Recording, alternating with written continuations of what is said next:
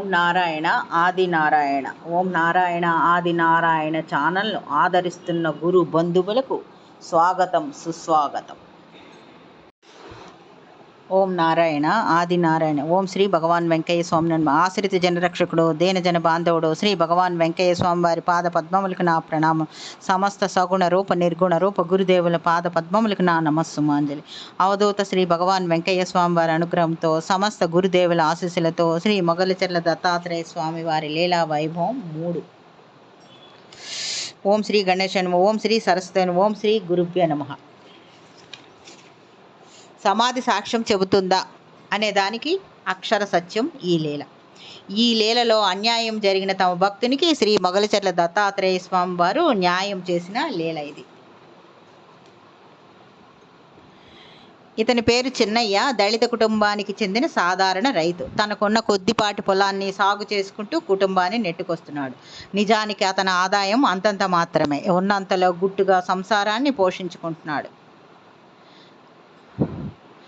అతని కుటుంబానికి శ్రీ దత్తాత్రేయ స్వామి వారి మీద అచంచల భక్తి విశ్వాసాలు ఉన్నాయి. తమకు ఏ కష్టం కలిగినా నేరుగా శ్రీ స్వామివారి సమాధిని దర్శించి మొక్కుకునేవారు, వేడుకునేవారు. ఒక సంవత్సరం తన పొలంలో పొగాకు పంట వేశాడు అతను. అదృష్టం బాగుండి నాణ్యమైన పొగాకు చేతికొచ్చింది. అప్పుడు చెన్నైకి ఒక చిక్కు వచ్చింది. ఎందుకంటే నాణ్యమైన పొగాకు అమ్ముకోవాలంటే మినిస్ట్రీ గైడ్లైన్స్ ప్రకారం నేరుగా అమ్మడానికి వీలు కాదు. టొబాకో బోర్డు నుంచి లైసెన్స్ తీసుకోవాలి. లైసెన్స్ ఉన్న వాళ్ళు మాత్రమే టొబాకో అమ్మాలి. అమ్మగా వచ్చిన పైకం లైసెన్స్ హోల్డర్ అకౌంట్కి వెళ్తుంది. కానీ చెన్నైకి లైసెన్స్ లేదు. అందుకని లైసెన్స్ హోల్డర్ అయిన ఒక పెద్ద రైతుతో ఒక ఒప్పందం కుదుర్చుకున్నాడు. అదేమిటంటే లైసెన్స్ ఉన్న ఆ పెద్ద రైతు పేరు మీద టొబాకో అమ్మటానికి, దానికి బదులుగా ఆ పెద్ద రైతు అకౌంట్కి వచ్చిన పైకం చెన్నైకి చెల్లించడానికి ఒప్పందం చేసుకున్నాడు. అదేవిధంగా చెన్నయ్య పొలంలో పండిన ఆ పొగాకును అమ్మకం జరిగింది. ఇక ఆ పెద్ద రైతు నుంచి పైకం తీసుకుందాము అని అనుకునేటప్పటికీ ఆ పెద్ద రైతుకి దురాశ, దుర్బుద్ధి పుట్టింది. చెన్నయ్య పొలంలో పండిన పొగాకు అమ్మగా వచ్చిన పైకం చెన్నయ్యకి ఇవ్వకూడదని అతను అనుకున్నాడు. ఆ పెద్ద రైతు అనుకున్నాడు, చెన్నయ్య పొలంలో పండిన పొగాకు అమ్మగా వచ్చిన పైకం చెన్నయ్యకి ఇవ్వకూడదని ఆ పెద్ద రైతు అనుకున్నాడు.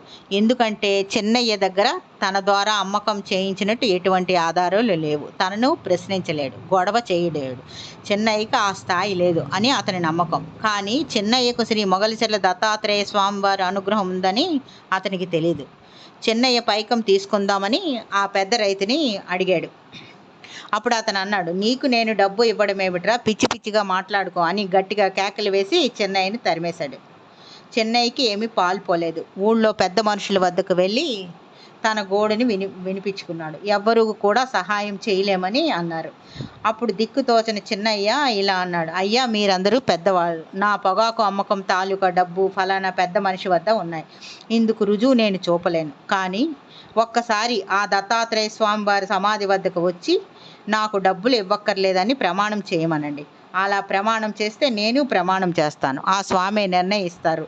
ఈ ఒక్క సహాయం చేయండి అని అన్నారు. ఆ పెద్ద మనుషులకి ఇతను అన్న మాట నచ్చింది. ఈ చిన్నయ్య అన్న మాట నచ్చింది. రైతుకి చెప్పి పంపారు. స్వామి వద్దే ప్రమాణం అప్పుడు ఆ పెద్ద రైతుకి కూడా ఈ విషయం చెప్పారు. అక్కడ సమాధి దగ్గరికి వచ్చి ప్రమాణం చేయమని. అతను అన్నాడు, స్వామి వద్దే నేను ప్రమాణం చేస్తాను అని అన్నాడు. మనసులో మాత్రం ఆయన ఏమైనా సమాధిలో నుంచి లేచి వచ్చి నాకు సాక్ష్యం చెబుతాడా అని మనసులో అనుకున్నాడు ఆ పెద్ద రైతు. ఆ పద్ధతికి ఒప్పుకొని ఆ రోజు సాయంత్రమే చిన్నయ్య, ఆ పెద్ద రైతు ఇద్దరూ మొగలిచెర్ల పకీర్ మాన్యంలో ఉన్న శ్రీ స్వామివారి మందిరం వద్దకు వచ్చారు. ఊళ్ళోని పెద్దలు వచ్చారు.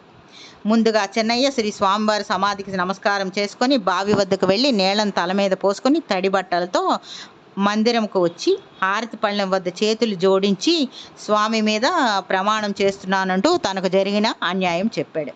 ఇక ఆ పెద్ద రైతు వంతు వచ్చింది. అప్పటిదాకా ఎంతో గంభీరంగా ఉన్న ఆయన ముఖంలో మార్పు రాసాగింది. ఒళ్ళంతా వణుకు పుట్టింది అతనికి. ఆ పెద్ద రైతుకి ఒక్కసారిగా అతనికి నిస్సత్తువ ఆవరించింది. ఆ పెద్ద రైతుకి సమాధి నుంచి స్వామి లేచి వచ్చి సాక్ష్యం చెబుతాడా అని తాను అనుకున్న మాటలకి సమాధానంగా ఆ స్వామి తన లోపల నుంచే తన చేత నిజం చెప్పమని ఒత్తిడి చేస్తున్న భావన అతనికి కలుగసాగింది. ఇక ఆగలేక ఇలా అన్నాడు. తాను ప్రమాణం చెయ్యలేనని, చెన్నయ్యకి అనా పైసలతో సహా డబ్బు చెల్లిస్తానని చెప్పాడు. అంతేకాదు, అప్పటికప్పుడే మనిషిని ఊళ్ళోకి పంపి డబ్బు తెప్పించి చెన్నయ్యకి ఇచ్చేశాడు. అతనిలో ఈ వచ్చిన మార్పుకి అందరూ ఆశ్చర్యపోయారు. అప్పుడు చెన్నయ్య ఒకటే చెప్పాడు, నమ్మిన వాళ్ళని స్వామి కాపాడతారు అని. ఇంకొక లీల, ఇది నాగేంద్ర ప్రసాద్ గారి లీల అనుభవం. ఇది నాగేంద్ర ప్రసాద్ గారి అనుభవం. ఇది 1989వ సంవత్సరము. అప్పుడు వీరు హైదరాబాద్లోనే ఉన్నారు. పవని శ్రీధరరావు గారు, నిర్మలా ప్రభావతి గారులే స్వామివారి శ్రీ మొగలిచర్ల దత్తాత్రేయ స్వామివారి మందిర బాధ్యతలు చూసుకుంటూ ఉండేవారు. వీరు ఎప్పుడైనా మహాశివరాత్రికి తర్వాత స్వామివారి ఆరాధన ఉత్సవాలప్పుడు వచ్చి తల్లిదండ్రులకు సహకారంగా చేస్తూ ఆ కార్యక్రమాలన్నీ సక్రమంగా జరిగేటట్టు చక్కగా ఉండి వీళ్ళని సక్రమంగా జరిగేటట్టు వీళ్ళు సహాయ సహకారాలు అందిస్తూ ఉండేవారు. ఆ కార్యక్రమాలు చక్కగా జరిగిపోతూ ఉండేవి. కానీ 89వ సంవత్సరం వచ్చేటప్పటికి అక్టోబర్ మాసంలో దీపావళి పండుగ ముందు ఈ శ్రీధర్రావు గారి నుంచి వీరికి హైదరాబాద్లో ఉన్న వీరికి నాగేంద్ర ప్రసాద్ గారికి వీరి అన్నయ్య గారికి ఫోన్ వచ్చింది. తల్లికి ఒంట్లో బాగాలేదని, ప్రభావతి అమ్మగారికి ఒంట్లో బాగాలేదని. అప్పుడు వీళ్ళేమో హుటాహుటిని మొగలిచర్ల వెళ్ళారు. వీరు వెళ్ళేటప్పటికి తల్లి స్పృహలో లేరావిడ, ప్రభావతి అమ్మగారు. ఆమె కాళ్ళ వద్ద ఒక మనిషి కూర్చొని అరికాళ్లకు మర్దన చేస్తుంది. శ్రీధర్రావు గారు అయితే పూర్తిగా ఇంకా ఆశలు వదులుకొని ఒక పక్కగా నిలబడి ఉన్నారు. అప్పుడు ఆమె మొగలిచర్ల దత్తాత్రేయ స్వామి వారు మొదటిసారిగా వీరి ఇంటికి వచ్చినప్పుడు ఏ గదిలో అయితే విడిది చేశారో ఆ గదిలోనే అమ్మగారు అప్పుడు పడుకొని ఉన్నారని.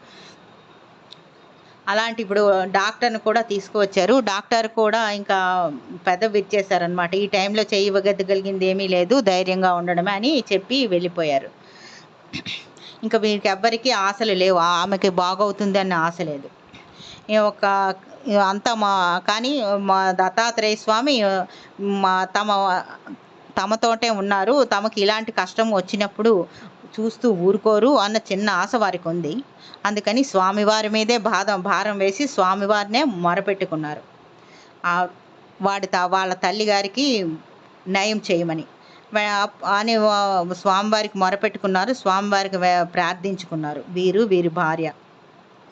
ఒక అరగంట గడిచింది. అరగంట గడిచేటప్పటికి ఆ అమ్మగారు మెల్లిగా కదిలి కళ్ళు తెరిచి చూశారు. అందరినీ తేరిపార చూశారు.